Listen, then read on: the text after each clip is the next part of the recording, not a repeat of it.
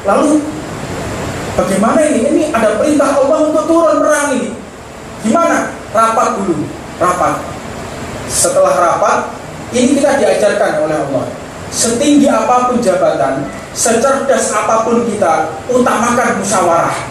Jangan kita merasa paling tinggi jabatan, jangan merasa kita paling pintar, kita paling ngerti strategi perang, terus kita bisa diktator. Tidak seperti itu ajaran Rasulullah SAW. Utamakan musyawarah. Ketika situasi genting, tidak bisa, harus musyawarah. Ketika musyawarah, tanya, gimana ini? Ini perang apa enggak? Ini ada firman dari Allah, ada perintah dari Allah untuk perang. Kira-kira kita perang apa enggak? Maka sahabat yang lain mengatakan, ya Rasulullah, kalau kita perang jelas kalah. Musuh jumlahnya 1.500, kita 313 orang, tepat 313 orang. Yang bawa pedang 5 orang, bawa kuda 2 orang, lainnya bawa keledai, nggak siap. Akhirnya sahabat yang lain, Sayyidina Umar bin Khattab, ini kok Paksus modelnya. Udah Rasulullah, hantam aja sudah, apa katanya nanti. Yang penting maju, kita tidak akan mundur selangkah pun. Kayaknya Sayyidina Umar, sebentar wahai Umar, sabar, kita lihat dari yang lain. Sayyidina Abu Bakar mengatakan, ya Rasulullah, benar apa yang dikatakan oleh Sayyidina Umar. Kalau ini perintah dari Allah, ini mandat dari Allah, maka tidak sejengkal pun kita akan mundur. Kami akan mendukungmu wahai Nabi Muhammad. Walaupun anak kami akan menjadi yatim, walaupun istri kami akan menjadi janda, kami tidak peduli ya Rasulullah, asalkan kami taat kepadamu wahai Nabi Muhammad. Singkat cerita, ada yang namanya Mubarozah. Ini kalau saya ceritakan secara mendetail, ini bisa 1 tahun ceritanya. Jadi ada kitabnya Nubuwah, Fisikatul Khawf fi Ghazwatil Badar, nama kitabnya. Ada. Bagaimana pertempuran daripada peperangan Badar, bagaimana strategi peperangannya, bagaimana Nabi Muhammad berdoa pada malam hari itu. Ada yang namanya Mubarozah. Mubarozah itu fight 1 lawan 1. Jadi ada namanya Mubarozah. Sebelum peperangan, tradisi peperangan itu zaman dulu itu 1 lawan 1 perang. Setelah itu selesai baru menang.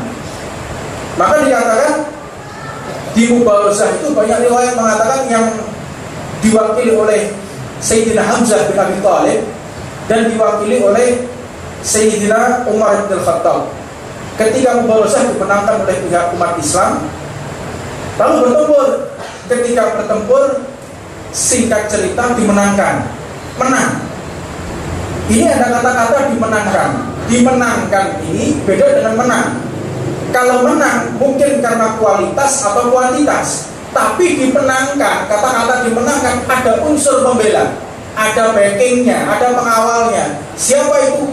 Allah Subhanahu wa ta'ala. Dimenangkan. Apa sebab kok bisa menang? Ada ketaatan kepada Allah Subhanahu wa ta'ala, ada ketaatan dan patuh, setia kepada pemimpinnya, setia kepada komandannya. Jiwa raganya diserahkan kepada komandannya, yaitu Nabi Muhammad SAW. Maka dimenangkan oleh Allah. Di peperangan Uhud, perang berikutnya kalah. Jumlah musuh dengan umat Islam sama, strategi peperangan sama. Mereka tetap ketika bertempur dengan jarak yang sama, dengan pasukan yang lebih bagus, senjata yang lebih bagus lagi, fisik yang lebih bagus lagi, tapi kalah. Apa sebab? Karena ada beberapa di antara mereka melanggar perintah Nabi Muhammad SAW. Dikalahkan oleh Allah. Ini nggak masuk akal bisa menang, menang. Ini nggak masuk akal bisa kalah, kalah. Tentara, kemenangan kita, mohon maaf, bukan karena kita banyak latihan, bukan.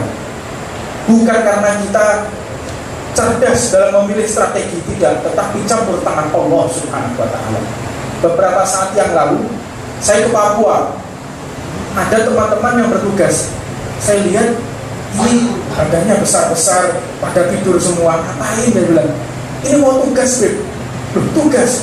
Mereka lawan siapa kok bisa kalah? Nggak lawan siapa-siapa, Beb. Kok bisa tumbang? Iya, Beb, kalahnya sama malaria, Beb. Ini tentara bisa kalah sama nyamuk, Pak. Bayangkan, Pak, besar, badannya besar, latihan kalahnya sama nyamuk, maknanya dikalahkan oleh Allah Subhanahu wa Ta'ala. Jadi kemenangan kita sekali lagi bukan karena kita, pertolongan Allah Subhanahu wa Ta'ala. Kejadian 10 November, kebetulan kakek kami, Palang Merah Indonesia (PMI), beliau yang mengevakuasi ribuan mayat, termasuk yang mengamputasi korban-korban kena bom dari udara, dari laut, dari darat, itu mereka digempur tapi menang. Kuncinya kemenangan itu, mereka sebelum jihad di jalan Allah, sebelum bertempur membela negaranya, kebetulan kakek kami yang memimpin zikir. Ayo kita sebelum besok perang, kita mengadu kepada Allah, kita doa, kita zikir, kita mengadu kepada Allah sebagaimana yang dilakukan oleh baginda Nabi Muhammad SAW. Disiapkan pasukan yang bagian paling depan yang nggak pernah maksiat, bagian yang kedua yang abu-abu nggak jelas, bagian yang ketiga yang pernah minum. Nah, yang pernah minum di belakang, yang minum di belakang, nggak usah ikut-ikut depan ya. Tapi kalau di sini yang minum aja taruh depan biar mati duluan. Jadi di dalam peristiwa 10 November itu di Surabaya itu nggak masuk akal bisa menang. Sampai satu riwayat di dalam tabloid asing, dalam tabloidnya Indonesia of Heritage kalau kami tidak salah, itu diceritakan satu jenderal dia tertancap bambu runcing di kapal selam. Ini kan tidak masuk akal yang kayak begini. Mana bisa? Masa bambu runcing mau dilempar masuk ke dalam kapal selam begitu? Nggak bisa. Ini pertolongan Allah Subhanahu wa Ta'ala, terutama negeri Indonesia. Indonesia ini menang karena pertolongan Allah Subhanahu wa Ta'ala sesuai dengan Undang-Undang Dasar 45. Sangat jelas sekali, atas berkat rahmat Allah kita bisa merdeka, ini atas berkat rahmat Allah, bukan atas berkat perjuangan kita. Tidak ada. Itu secara jujur diungkapkan, atas berkat rahmat Allah. Makanya kalau kita mau menang, pancing rahmatnya Allah, gapai rahmatnya Allah, kita akan menang. Untuk itu yang singkat ini kita bisa bertemu. Udah waktunya kayak ini, udah isya ya? Oh belum? Atau mau lanjut deh ini? Enggak kompak, lanjut deh ini. Masih 15 menit. Baik, insya Allah kami berharap akan ada tanya jawab nanti.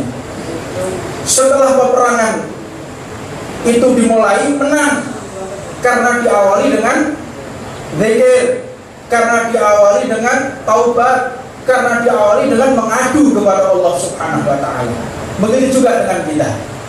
Banyak yang saya temui selama pengalaman 11 tahun saya keluar masuk pintu-pintu mulia ingin mendapatkan keberkahan para tentara, mulai dari Kalimantan sampai ke Papua, sampai ke Jakarta. Alhamdulillah, yang belum cuma Aceh aja yang belum masuk. Jadi semua udah saya kelilingi semua, mulai ke Kostrad sampai ke Karyango, sampai kemana-mana. Alhamdulillah. Itu mereka banyak yang keluh kesah. Beberapa komandan keluh kesah. Saya ini ketika tugas begini ya, Bu. Saya ketika tugas ada cobaan. Saya tanya, sebelum kau tugas ngapain? Itu aja. Iya, Bu. Kita sebelum tugas ke karaoke dulu. Nah, itu masalahnya. Mau tugas ke karaoke dulu, minum-minum. Nggak masuk akal nih. Bagaimana kita bisa menang? Nggak mungkin. Dan musuh kita itu tahu, Pak. Ngerti mereka belajar juga sejarah kita. Tentara bisa dikalahkan gampang buat dia maksiat kepada Allah, buat mereka melanggar perintah Allah. Makanya sampai orang-orang kafir penyembah api itu mengatakan ketika kunci Masjidil Aqsa di Palestina, ketika didatangi oleh Sayyidina Umar bin Khattab, beliau mengatakan, siapa yang datang? Yang datang adalah Amirul Mukminin Umar bin Khattab. Bagaimana bajunya? Bajunya menggunakan 70 tambalan. Oh, percuma kalau menghadapi orang-orang model begini. Kita pasti kalah karena mereka setia kepada Allah dan Nabi Muhammad SAW. Maka mereka akan menang. Begitu juga satu riwayat dikatakan Satu peperangan Nabi Muhammad ini mengutus satu pemuda-pemuda yang usianya sangat muda menuju ke satu tempat untuk pertempuran. Dikenal kelompok tersebut, satu kaum tersebut, negara itu negara yang terkenal wanita-wanita cantiknya. Wanita-wanita cantik, anaknya muda-muda yang berangkat ini bisa koslet ini. Kata mereka, gampang untuk mengalahkan para tentara itu. Bagaimana caranya? Nanti perempuan-perempuan kita pilih perempuan-perempuan kita, dipajang di pintu-pintu, dan mereka minta untuk setengah telanjang. Kalau tentara ini mau melihat perempuan-perempuan ini, kemenangan di tangan kita. Tapi kalau para tentara itu menundukkan kepala, tetap setia kepada Allah dan Rasulnya, mustahil kita bisa menang. Banyak sejarah yang saya baca, tidak bakal kita bisa menang, karena yang mendampingi mereka adalah yang menciptakan kita semua, Allah subhanahu wa ta'ala. Siapa yang mau melawan Allah? Malaikat tidak ada yang mampu, setan manapun tidak ada yang mampu melawan Allah subhanahu wa ta'ala. Maka ketika Allah berpihak kepada mereka, percuma, nggak mungkin kita bisa menang melawan mereka. Maka ketika para tentara ini masuk, tidak ada satupun mereka yang mengangkatkan kepala, menutup matanya. Ya mirip-mirip sama Kopassus ya. Kalau kelihatan cewek kan begini ya. Begitu ya. Atau mungkin 180 derajat ya. Nah, jadi kunci kemenangan kita, kunci kesuksesan kita dengan kita tidak bermaksiat kepada Allah subhanahu wa ta'ala. Tidak ada jalan lain, tidak ada cara lain, tidak ada maksud lain, tidak bisa. Ini sudah ketentuan Allah. Engkau setia kepadaku, aku dampingi engkau. Engkau langgar segala perintahku, maka berarti engkau telah menyamping, engkau telah berpaling dari tak mungkin. Jadi kemuliaan yang Allah berikan kepada kita, mudah-mudahan setelah perjumpaan ini bukan perjumpaan yang terakhir.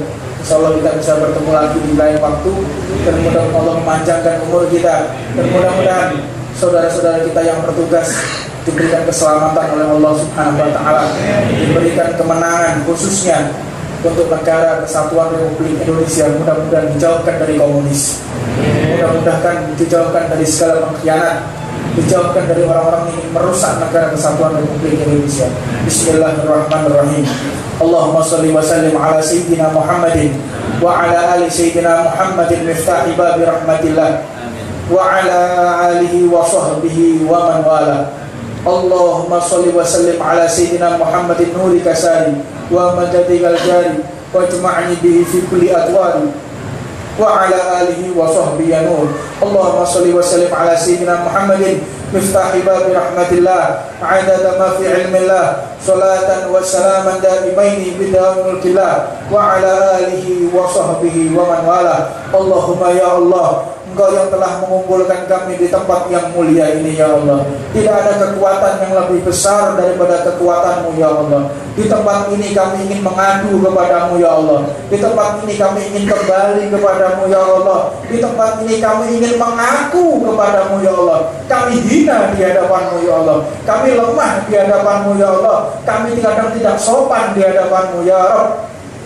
Di tempat yang mulia ini, berikan hidayah kepada kami, berikan petunjuk kepada kami, berikan bimbingan kepada kami, dan berikan keselamatan untuk kami dan keluarga kami. Allahumma ya Allah, tubna ilallah. Di tempat ini, di malam yang penuh berkah ini, sayyidul ayyam wa layaliha, jadikan tempat ini tempat yang benar-benar taubat kami akan Engkau terima ya Allah. Yang benar-benar segala doa kami akan Engkau ijabah ya Allah. Allahumma ya Allah, kami tidak tahu ya Rabb, kapan malaikat Israel pencabut nyawa menghampiri kami ya Allah. Kami berdoa ya Allah, Engkau panjangkan usia kami ya Allah, dan Engkau tutup usia kami dengan husnul khatimah. Allahumma ya Allah, jika memang Engkau mentakdir hamba dalam keadaan wafat, dalam keadaan terakhir sakaratul maut kami ya Rabb, jadikan lisan kami mudah kalimat la ilaha illallah Muhammadur Rasulullah.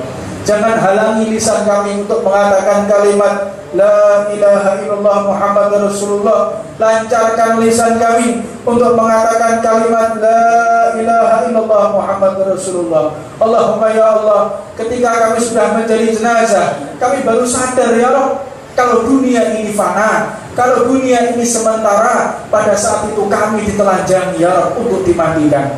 Maka kami berdoa kepadamu ya Allah, muliakan jenazah kami, beri harum kepada jenazah kami saat kami dimandikan ya Allah. Allahumma ya Rabb, orang-orang yang membungkus jasad kami dengan kain kafan, permudah mereka ya Allah. Jangan sukarkan bagi mereka karena dosa-dosa dan kemaksiatan yang pernah kami lakukan ya Allah. Allahumma ya Allah, ketika kami diusung di atas keranda, sebagaimana kami sering melihat saudara kami yang sudah mendahului kami, orang tua kami yang sudah mendahului kami, kami saksikan ya Allah, mereka di atas keranda, kami pun akan seperti mereka ya Allah. Kami mohon ya Allah, ketika kami di atas keranda, ringankan jenazah kami ya Allah, agar tidak sulit bagi orang-orang yang mengangkat jenazah kami ya Allah. Allahumma ya Allah, ketika kami dimasukkan ke liang lahat, jadikan tempat itu tempat yang terang benerang, tempat yang Kau telah ampunkan segala dosa kami, yang telah Engkau ridhoi daripada segala perbuatan kami. Rabbana atina fid dunya hasanah wa fil akhirati hasanah wa qina adzabannar. Ya Rabb, mobil khusus saudara-saudara kami yang bertugas, saudara-saudara kami yang mengharumkan nama bangsa kami, berikan kemenangan kepada mereka ya Allah, berikan keselamatan kepada mereka ya Allah. Wa ila hadratin Nabi Muhammad sallallahu alaihi wasallam wa ala man wasiyah bin Habib wa ila hadrati Rasulillah sallallahu alaihi wasallam.